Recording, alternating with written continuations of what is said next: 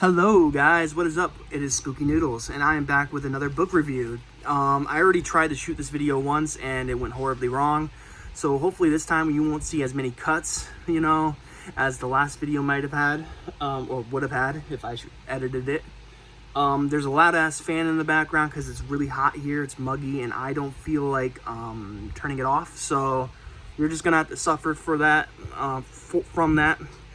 So yeah, today we have a book review, and today we are reviewing Rotters by Daniel Kraus. I hope I'm saying his name right. What a beautiful cover that is. It has some blurbs all over it.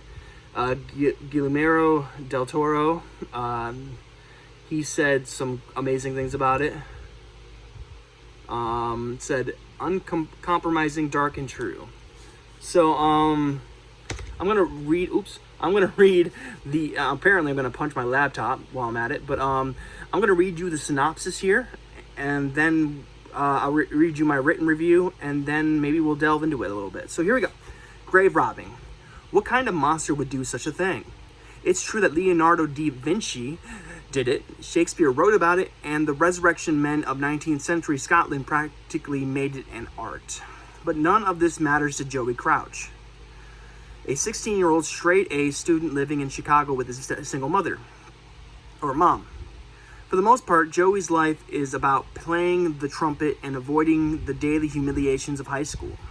Everything changes when Joey's mother dies in a tragic accident, and he is sent to rural Iowa to live with his father he has never known, a strange, solitary man with unimaginable secrets. At first, Joey's father wants nothing to do with him, but once father and son come to terms with each other, Joey's life takes a turn both macabre and exhilarating.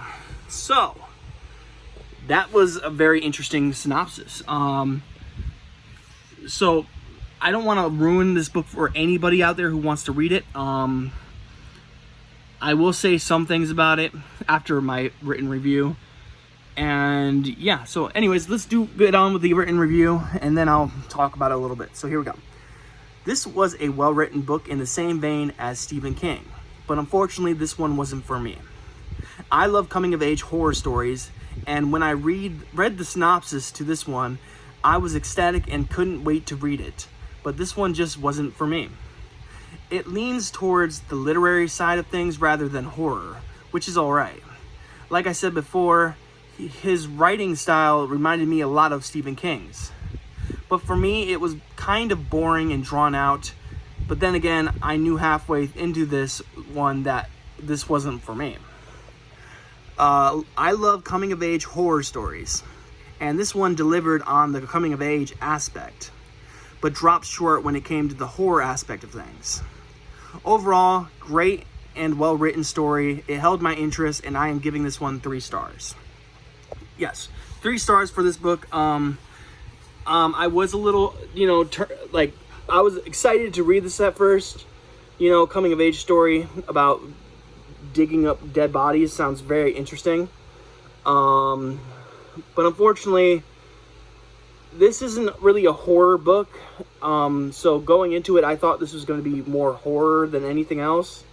You got dark and true and stuff like that written on the cover. The cover looks horror, Everything about this just screams horror to me, but unfortunately this is not a horror novel.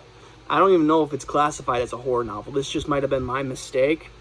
But it's a great coming-of-age story in the same vein as Boy's Life or by Robert R. McCammon and Stephen King's The Body, or It maybe, except Boy's Life more so because it doesn't really go into like anything supernatural or anything like that. But yeah, it was written really well. It's like written just like Stephen King. And by the way, I listened to the audiobook, which the narrator did a fantastic job. But yeah, I just struggled with this one because I really thought it was going to be like a horrifying read, and it fell short for me. Really short. It was really long, and I feel like this could have been a novella easily. I feel like it just kept going on and on and on, and I was droning out while listening to it. And it's not a bad read. This is what Stephen King books do to me, they don't hold my interest because he talks about every little thing, you know, which is fine. I mean, that's talent right there. It takes talent to be able to do that. Sorry about that. It just totally died on me, the phone. Not literally died, but like my storage was full, so I have to re-record a little bit of this because I kept talking without even realizing that it wasn't recording anymore. So yeah, really well written story. It was very well written. I can tell where he shines, you know. He's a great storyteller, and I definitely recommend this book to anybody who's like not a big horror fan, but they love Stephen King. You know what I'm saying? It's more on the literary side of things. So if you're into like literary fiction, you know, then if you know what I mean, like contemporary. No, I'm not contemporary. I'm not really good at this, and I'm not really good. This is not my wheelhouse. You know, I'm into horror, and I read horror. That's where I basically am. And listening to this one was just, for me, it was boring because nothing was really going on. There was no one was really in harm's way until like the very end. Sure, it was entertaining. Like Boy's Life was entertaining to me by Robert R. McCammon. I don't consider this one horror. Or at least it's not horrifying enough for me. So again, I don't think this is even labeled a horror read. It sounds like one, it looks like one, so I thought it was going to be one. In fact, this one actually got a nominee for Bram Stoker Award. So go figure that.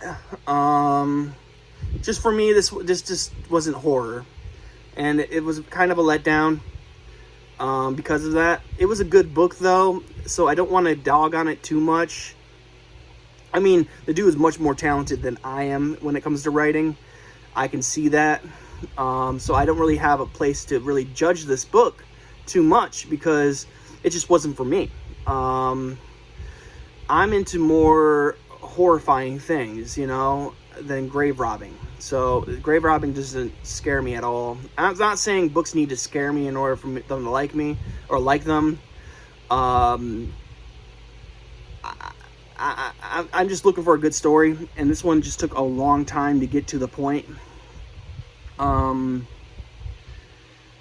But it was really good. You were really hoping for the hero of the story, the main character, to like turn things around. Oh, by the way, this is all written in first person.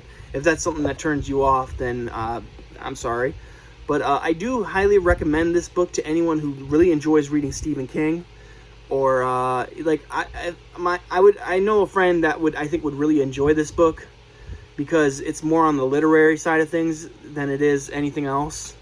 So yeah, I definitely give this book 3 stars because it was so well written, but everything else for me just fell short. It's not a horror book, so it wasn't really in my wheelhouse to begin with, but it's all right. I enjoyed it, and it was fun.